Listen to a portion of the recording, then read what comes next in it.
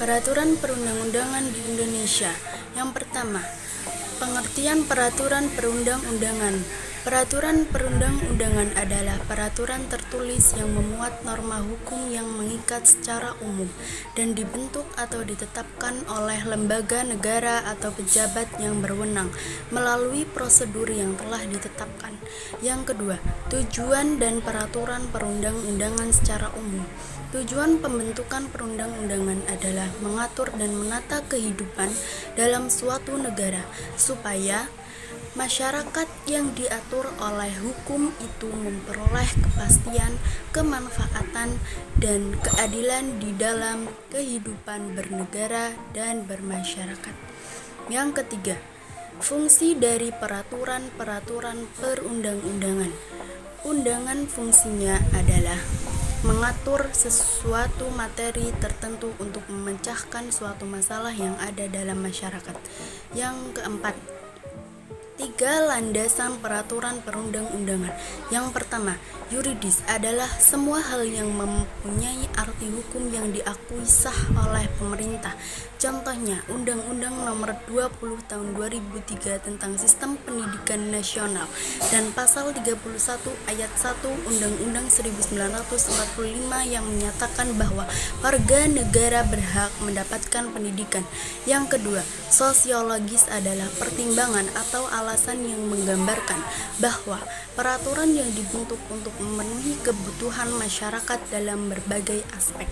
Yang ketiga, filosofis adalah pertimbangan atau alasan yang menggambarkan bahwa peraturan yang dibentuk mempertimbangkan pandangan hidup, kesadaran, dan cita hukum. Yang kelima, tata urutan peraturan perundang-undangan. Yang pertama, Undang-Undang Dasar 1945. Undang-Undang Dasar 1445 pertama kali dibahas oleh Badan Penyelidik Usaha-Usaha Persiapan Kemerdekaan Indonesia atau BPUPKI dan ditetapkan oleh Panitia Persiapan Kemerdekaan Indonesia atau PPKI sebagai Undang-Undang Dasar Indonesia pada 18 Agustus 1945. Setelah adanya reformasi pada tahun 1998, tepatnya dalam sidang umum MPR tahun 1999 hingga 2022, UUD 1945 diamandemen. Perubahan atau amandemen tersebut dilakukan sebanyak 4 kali. UUD sebagai peraturan yang tertinggi, sehingga UUD sudah melewati beberapa kali perubahan atau disebut dengan amandemen. Amandemen UUD ini dilakukan karena adanya perkembangan kehidupan berbangsa dan bernegara, sama halnya seperti manusia. Yang kedua, yaitu ketetapan Majelis Permusyawaratan Rakyat atau TAP MPR. TAP MPR sebagai salah satu bentuk keputusan yang dirumuskan langsung dalam sidang MPR.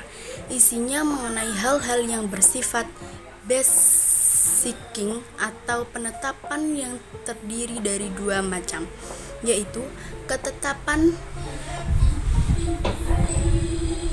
keputusan MPR yang mengikat baik ke dalam ataupun keluar majelis. Keputusan yaitu keputusan MPR yang hanya mengikat ke dalam majelis. Sebab hal ini berisi tentang sebuah ketetapan, maka kekuatan hukum yang berasal dari TAP MPR mengikat ke dalam dan juga keluar. Sekarang ini ada 139 ketetapan MPR dan juga MPRS yang dikelompokkan ke dalam 6 pasal dan kategori sesuai dengan status hukum dan materinya. Yang ketiga, undang-undang atau peraturan pemerintah pengganti undang-undang atau UU merupakan perundang-undangan yang dirumuskan oleh Dewan Perwakilan Rakyat atau DPR yang dilalui bersamaan dengan kesepakatan Presiden. Penyusunan undang-undang ini sebagai salah satu bentuk fungsi DPR RI dengan berlandasan UUD 1945. Materi memuat yang harus diatur dengan undang-undang berisi Pengaturan lebih lanjut mengenai ketentuan Undang-Undang Dasar Negara Republik Indonesia tahun 1945. Perintah suatu undang-undang untuk diatur dengan undang-undang. Pengesahan perjanjian internasional tertentu. Tidak lanjut atas keputusan Mahkamah Konstitusi dan pemenuhan kebutuhan hukum dalam masyarakat untuk Perpu merupakan peraturan pemerintah pengganti undang-undang yang ditetapkan langsung oleh Presiden. Materi peraturan pemerintah pengganti undang-undang sama dengan materi muatan undang-undang. Yang keempat, ada peraturan pemerintah atau PP sebagai peraturan perundang-undangan yang berlaku di Indonesia yang ditetapkan langsung oleh Presiden untuk menjalankan undang-undang sebagai mestinya. Materi yang terdapat dalam peraturan pemerintah atau PP ini tentunya berisi yang diamanatkan oleh UU yang berfungsi untuk melaksanakan ketentuan di dalam UU tersebut. Yang kelima, yaitu peraturan presiden.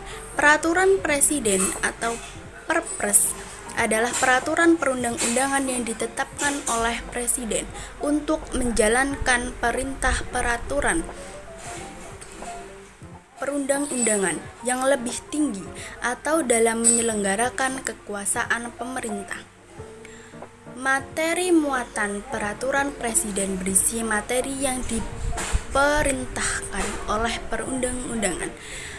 Materi untuk melaksanakan peraturan pemerintah atau materi untuk melaksanakan penyelenggaraan kekuasaan pemerintah. Yang keenam, keputusan materi dan instruksi menteri. Keputusan menteri dan juga instruksi menteri merupakan keputusan menteri yang berhubungan dengan pelaksanaan tugas di dalam departemennya. Yang ketujuh, peraturan daerah provinsi. Peraturan daerah atau Perda sebagai peraturan perundang-undangan yang dibentuk oleh Dewan Perwakilan Rakyat Daerah atau DPRD yang disusun atas persetujuan kepala daerah. Peraturan daerah provinsi merupakan peraturan perundang-undangan yang dibentuk oleh DPRD provinsi dengan persetujuan bersama gubernur. Selain bersama gubernur, hal tersebut dapat dilaksanakan bersama dengan bupati dan wali kota. Adapun materi yang ada di dalam Perda yakni mengenai semua materi yang diperlukan di dalam penyelenggaraan otonomi daerah dan asas tugas pembantuan. Penjabaran lebih lanjut mengenai hierarki peraturan perundang-undangan serta menampung kondisi khusus yang ada di daerah. Yang kedelapan yaitu peraturan daerah kabupaten atau peraturan daerah atau kota adalah peraturan perundang-undangan yang berlaku di wilayah kabupaten atau kota itu sendiri. Peraturan ini dibentuk oleh DPRD kabupaten atau kota dengan persetujuan bersama bupati atau wali kota setempat.